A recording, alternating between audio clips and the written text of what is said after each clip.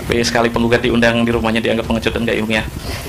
Padahal seharusnya yang datang di sini itu kan orang yang sejak dulu 2 tahun terakhir bicara tentang tesis-tesis, tapi saya belum pernah sekalipun melihat apa yang diucapkan sebagai tesis diuji dalam sidang yang lebih akademik. Gitu. Perkenalkan, saya Ramli, seperti yang disampaikan oleh Habib Hanif, akhirnya terbongkar nama, dan saya adalah contoh yang paling tepat untuk melogikakan secara historis nama Abdullah dan juga Ubaidillah. Bukanlah suatu yang kontroversial, bukanlah suatu yang jika tidak ada bukti historisnya, apakah dia adalah sosok yang fiktif. Gitu. Belum pernah saya lihat, saya adalah orang yang selama 1 tahun terakhir ya, genap 1 tahun terakhir itu mewawancari beberapa pakar, beberapa intelektual, baik ada di Indonesia maupun di tempat yang lain, dan belum pernah saya sekalipun mendengar ketika saya sodori tesisnya Kiai Haji Madudin, kecuali para pakar itu mengatakan ini penelitian orang bodoh yang belum pernah tahu bagaimana cara ilmu nasab bekerja. Saya sengaja mengawali presentasi ini dengan kalimat seperti itu karena diakui atau tidak banyak orang yang berusaha menepis dan mengexaggerate apa nyebutnya itu, terlalu melebih-lebihkan, overrated itu penelitian yang seharusnya bisa disebut cuma clipping dan makalah, tapi naik derajatnya menjadi tesis yang sangat akademik, bahkan untuk menggugatnya pun harus orang doktor, kredensinya jelas, kuliah di mana, namanya pun jelas gitu. Lihat, saya adalah orang yang selama 1 tahun terakhir ya, genap 1 tahun terakhir itu mewawancari beberapa pakar, beberapa intelektual, baik ada di Indonesia maupun di tempat yang lain, dan belum pernah saya sekalipun mendengar ketika saya sodori tesisnya Kiai Haji Madudin, kecuali para pakar itu mengatakan ini penelitian orang bodoh yang belum pernah tahu bagaimana cara ilmu nasab bekerja. Saya sengaja mengawali presentasi ini dengan kalimat seperti itu karena diakui atau tidak banyak orang yang berusaha menepis dan mengexaggerate apa nyebutnya itu, terlalu melebih-lebihkan, overrated itu penelitian yang seharusnya bisa disebut cuma clipping dan makalah, tapi naik derajatnya menjadi tesis yang sangat akademik, bahkan untuk menggugatnya pun harus orang doktor, kredensinya jelas, kuliah di mana, namanya pun jelas gitu. Terlalu berbelit-belit dan terlalu birokratis, sementara kita selama 2 tahun melihat bagaimana beliau berkeliling dengan teman-temannya tanpa birokrasi, tanpa tedeng aling-aling. Tidak pernah saya melihat di dalam sidang akademik dan juga penontonnya pun segmented, semuanya tendensius, tapi ya sayangnya beliau tidak hadir di sini untuk melihat apakah beliau serius tentang keseriusannya dengan ilmu pengetahuan, apakah beliau berani untuk bicara secara adil di depan orang yang berilmu. Ada Habib Hanif, ada yang sering disebut berkali-kali oleh Mas Sugeng yaitu Aventador, namanya Muhammad Assegaf Mas Sugeng. Tapi di belakang semua ini adalah orang-orang yang sangat mencintai ilmu, dan kita tidak ingin ada tendensi macam-macam dalam penelitian ini. Saya berusaha ini jadi klimaks dari cekcok 2 tahun terakhir karena melelahkan, terlalu banyak framing, terlalu banyak insinuasi, terlalu banyak aku nyebutnya terlalu fasis gitu. Melihat yang dilebih-lebihkan sebagai tesis itu ternyata nggak lebih dari sekadar clipping dan juga makalah. Akhirnya ada temennya yang berusaha untuk menutupi apa ya, titel yang cukup tinggi yang seharusnya tidak layak diberikan kepadanya, yang akhirnya ngomong kalau ilmu nasab itu kan ilmu bangkai gitu. Wah, ilmu nasab adalah ilmu yang nyebutnya ilmu fosil. Jika memang ini saintifik, di kampus modern mana ada studinya, ada mata kuliahnya. Justru itulah masalahnya. Jika Anda semua membaca 5 kitab yang disusun oleh Kiai Imad, 80%-nya itu pakai kaidah nasab. Semuanya adalah catatan genealogi dari ulama ahli nasab. 80% tentang catatan historiografi atau catatan genealogi dari kitab-kitab nasab. 10%-nya dia memakai sentuhan dikit-dikit tentang studi kritik historis. 5%-nya lagi improvisasi tentang YDNA. Sisanya lagi 5%-nya tentang framing, nggak ada yang lain gitu. 80%-nya dia tidak memakai apapun kecuali kitab nasab. Sementara temannya sendiri ngomong kitab nasab atau ilmu nasab itu kitab bangkai. Lalu kita mau bicara tentang apa? Saya belum pernah mendapati, ya seperti tadi ya, belum pernah ada pakar yang saya lihat ketika saya sodori, ini ada orang yang batal-batalin nasab alawin gitu. Kaget itu. Itu seperti mengira kalau Bahasim itu mengharamkan rokok gitu, untuk ngadut ulama maksudnya, atau ada bahasa masail di NU yang mengharamkan rokok gitu. Suatu hal yang kayaknya itu nggak mungkin.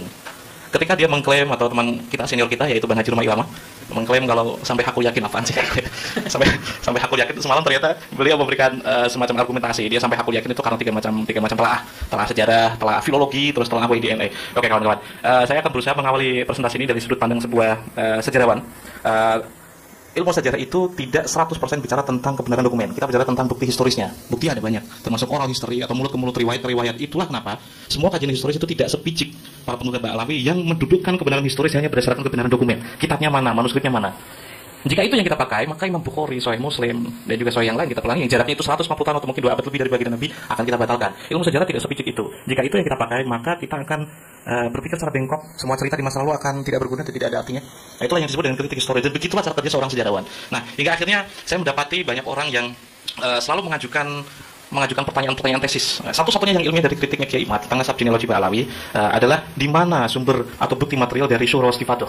Menurut dia terputus 550 tahun terhitung dari Imam Ubaidillah hingga 895 dari penulis Al-Barqah Musyikah. Saya Talib bin Abdul Sakran. Nah, hitungan itu pun sudah pernah saya jawab ketika menghadirkan satu naskah tunggal yang berjudal Jurus Syafa yang ditulis tahun 820 sudah menulis nama Ubaidillah. Kitab itu ditulis ketika Syekh Ali bin Abdul Sakran baru berumur 2 tahun. Itu tidak pernah dijawab secara metodologis, secara filologis. Yang selalu bicara filologis pun mengatakan bahwa Wazir itu sadah keturunan dari Sayyidina Hasan bin Ali. Orang-orang seperti ini mau bicara tentang filologi. Orang-orang seperti ini dipercaya sebagai pakar filolog. Orang seperti ini dipercaya sebagai pakar sejarah. Dan telaahnya yang matang. Nah, rumah katanya pakai manuskrip. Manuskrip apa coba? Satu kali pun saya belum pernah lihat para penggugat itu memakai studi filologi dan berdasarkan manuskrip. Saya ada contoh nanti untuk detail akan saya tunjukkan ke dalam presentasi. Ini cuma prolog, nanti teman-teman melanjutkan. Saya berusaha memberikan pengantar itu untuk menunjukkan kepada Anda semua ada orang yang tidak jujur ketika melakukan gugatan. Berkali-kali saya menagih apakah Anda bisa mempertahankan tesis Anda tentang kali pertama disebutkan tahun 895 dari Al-Barqah Musyikah. Itu sudah ada banyak bukti material yang bisa menjawab itu. Alih-alih menjawabnya akhirnya framing lagi. Ya seperti itulah, 80% isinya cuma kitab nasab, 10%-nya dikit-dikit bahasa sejarah, 5%-nya improvisasi tentang WIDN kayak Askenazi, kayak paham aja gitu. Askenazi itu apa sih ceritanya? 5%-nya itu ya sisanya framing gitu. Mungkin ini pengantar dari saya. Terima kasih, saya lanjutkan kepada Baik, bersama kita sudah ada peneliti dari Bani Alawi, Gus Muhammad Nafis, begitu ya. Maimun Nafis, Gus Muhammad Maimun Nafis yang akan berbicara tentang kitab Sejarah Mubarakah. Mudah-mudahan kita bisa mengambil banyak manfaat dan data-data material yang insya Allah bermanfaat buat kita. Terima kasih dan kami persilahkan kepada Gus Maimun Nafis. Assalamualaikum warahmatullahi wabarakatuh. Alhamdulillahirabbil alamin, wassalatu wassalamu ala asyrafil anbiya wal mursalin sayyidina Muhammadin wa ala alihi washabihi ajma'in, amma ba'du. Sebelum saya menjelaskan, mungkin sedikit perkenalan karena memang salah satu dari dua orang yang asing di sini yang bukan orang populer begitu saya. Jadi banyak yang tidak kenal saya di sini. Kalau Gus Rumel, Gus Wafi, Habib Hanif kan sudah orang-orang besar.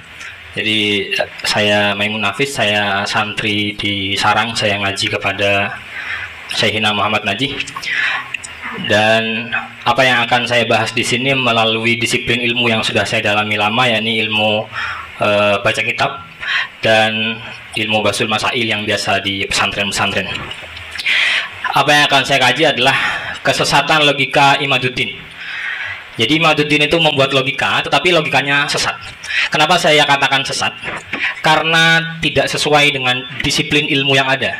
Jadi dia punya logika, tapi disiplin ilmu yang ada tidak sama dengan logika dia. Maka saya klaim bahwa ada kesesatan logika di Imaduddin. Dari mana itu?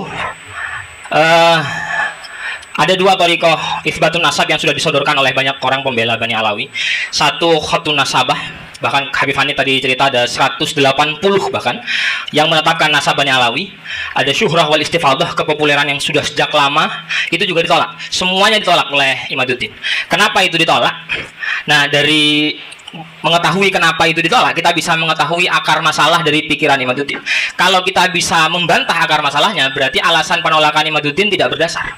Kalau alasan penolakannya tidak berdasar, maka semua hujah yang disebutkan seharusnya harus diterima demi ketaatan pada ilmu. Pertama, Imaduddin itu menolak syuhrah istifadah. Dia berargumentasi pakai kitab Muqaddimat fi ilmil ansab. Dia menukil ibarat wa alla yakuna laha ma yu'ariduha min riq'atin atau min ruq'ah min ruq'atin qat'iyyatid dalalah. Di ibaratnya bilang bahwa syuhrah istifadah itu tidak boleh bertentangan dengan catatan yang qat'iyyatud dilalah atau tafsirnya absolut, tafsirnya pasti. Lalu interpretasi Imaduddin terhadap kaidah itu adalah Syajarah al-Mubarakah yang secara qat'iyyatud dilalah menyatakan anaknya Ahmad hanya 3 dan tidak ada yang bernama Ubaid. Jadi menurut Imaduddin, kitab Syajarah Mubarakah itu riq'ah atau ruq'ah qat'iyyatud dilalah. Dia adalah catatan yang qat'iyyatud dilalah. Dilalahnya pasti menafikan Ubaidillah. Nah, itu kita uji nanti. Ini juga dia di kitab bahasa Arabnya juga mengatakan wa dzakara al-Imam Al-Fakhr Ar-Razi biwuduh secara zahir anna Ahmad al-Abah bin Isa aqibuhu min salatati abna'in faqat.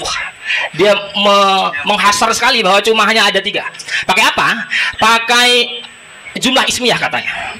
Qawaid muhaddadah fi ilmil ansab. Itu adalah kaidah-kaidah yang sudah paten dalam ilmu nasab. Kalau sudah pakai jumlah ismiyah berarti jumlahnya harus sesuai itu. Beliau menukil kaidahnya dari kitab Al-Mu'qibun karya Syekh Mahdi Rajai. Wa min dzalik idza qalu aqibuhu min fulan, aqibuhu mubtada min fulan khabar. Al-aqib min fulan mubtada khabar. Fa innahu yadullu ala anna aqibahu munhasirun fihi. Nah, jadi itu menunjukkan bahwa keturunannya hanya yang disebut itu saja yang ada. Itu klaim Imaduddin. Kita akan masuk ke sesi selanjutnya. Ini siapa yang akan berbicara? Baik, Saudara Muhaimin Bahiruddin akan berbicara soal apa, Saudara? Soal syuhra istifadah. Syuhra istifadah. Baik, tadi syuhra istifadah sudah disampaikan oleh Saudara Hanif, tapi ini akan dipertajam lagi. Baik, terima kasih. Kita akan dengarkan sama-sama pemaparan dari Saudara Muhaimin Bahiruddin terkait dengan syuhra istifadah. Poinnya di sana. Silakan. Assalamualaikum warahmatullahi wabarakatuh. Bismillahirrahmanirrahim. Alhamdulillahirabbil alamin. Wassalatu wassalamu ala sayyidina Muhammadin wa ala alihi wa ashabihi wa man tabi'ahum bi ihsan ila yaumiddin. Yang kami muliakan segenap pengurus Rabitul Alawiyah, terkhusus beliau Habib Syekhan bin Abdul Qadir As-Sagaf, kemudian beliau Habib Ahmad bin Muhammad Al-Atas, kemudian saudara moderator, kemudian tim peneliti yang hadir semua pada sore hari ini. Terlebih lagi kepada yang mulia guru-guru kami, beliau Syekh Muhammad Najib Maimun, atallahu baqa'ah wa razaqahu sihatan wa afiyah. Pada kesempatan sore hari ini kami akan membahas tentang syuhrah wal istifadah. Mohon maaf Saudara, bisa diperkenalkan dulu latar belakangnya? Latar belakang saya atas nama Muhammad Muhaimin Bahiruddin, berasal dari kota Jember. Saya dari kecil tidak punya ijazah SD, juga tidak punya, MI tidak ada. Saya dari kecil mondok di Sarang, masuk tahun 2000, keluar tahun 2019. Hanya mondok saja itu.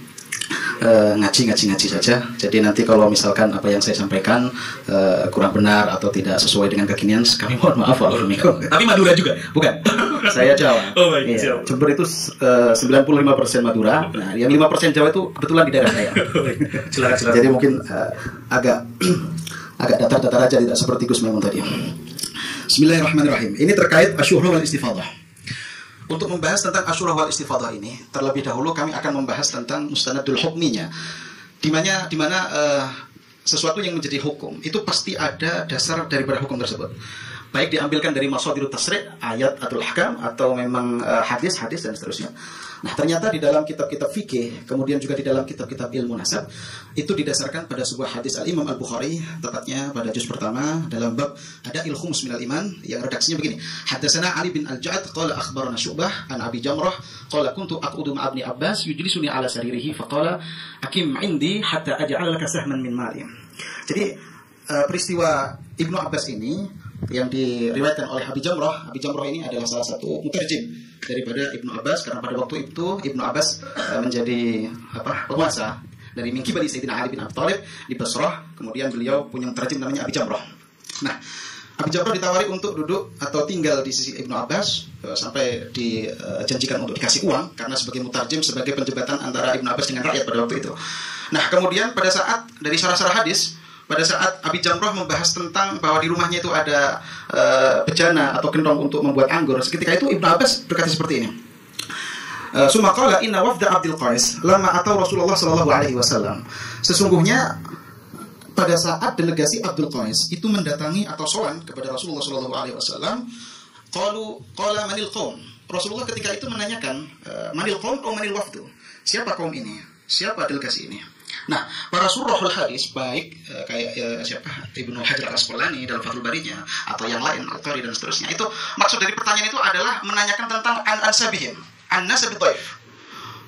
Intinya itu, siapa yang datang itu maksudnya ini keturunan siapa. Sehingga dari hadis itu kemudian ada kesunahan bahwa ketika ada orang didatangi tamu, disunahkan untuk menanyakan ini nasabnya siapa, dari mana. Yang tujuannya apa? Liyunazzila manzilahu, agar supaya si tuan rumah bisa memposisikan atau menempatkan pada posisinya yang semestinya. Misalkan keturunan orang baik, kemudian kaum yang syaraf dan seterusnya. Nah, setelah itu jawabannya Abdul Qais tadi, qalu Rabi'ah. Mereka menjawab bahwa kami adalah keturunan Rabi'ah. Abdul Qais, delegasi tadi, kemudian menjawab qalu Rabi'ah. Seketika itu disampaikan oleh Nabi Muhammad SAW, marhaban bil qaum atau bil wafdi ghaira khazaya wala nadama. Selamat datang kaum keturunan Rabi'ah atau delegasi keturunan Rabi'ah tanpa terhina juga tanpa ada penyesalan. Nah, dari hadis ini kemudian para ulama mengistimbat hukumnya, sebagaimana diskursus ilmu ushul fikih itu, ketika ada sebuah hadis nanti digali hukumnya itu ini menimbulkan apa hukumnya. Nah, istimbatul hukumnya begini, para ulama sepakat, baik ahli nasab, baik ulama ahli fikih, mereka sepakat bahwa hadal hadis min asrahil ahadis termasuk paling sore-sorenya hadis, dalalatan ala annal ansab tasbutu bi syuhra wal istifadah. Bahwa hadis ini merupakan hadis yang paling sore untuk mendalilkan syuhra wal istifadah sebagai mekanisme dalam penetapan nasab.